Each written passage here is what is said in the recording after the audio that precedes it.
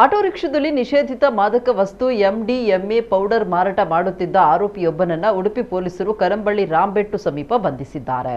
ಉಡುಪಿ ದೊಡ್ಡನ್ನಗುಡ್ಡೆ ನಿವಾಸಿ 26 ವರ್ಷ ಪ್ರಾಯದ ಅಬ್ದುಲ್ ರೌಫ್ ಬಂಧಿತ ಆರೋಪಿ.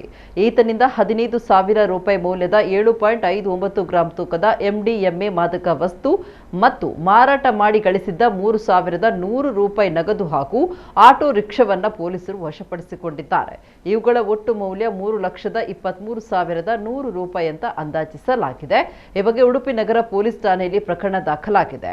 ಉಡುಪಿ ಡಿವೈಎಸ್ಪಿ ಪ್ರಭು ಡಿಟಿ ಮಾರ್ಗದರ್ಶನದಲ್ಲಿ ಉಡುಪಿ ನಗರ ಠಾಣಾ ಪ್ರಭಾರ ಪೊಲೀಸ್ ನಿರೀಕ್ಷಕ ಮಹೇಶ್ ಪ್ರಸಾದ್ ನೇತೃತ್ವದಲ್ಲಿ ಪೊಲೀಸರ ತಂಡ ಕಾರ್ಯಾಚರಣೆ ನಡೆಸಿದೆ.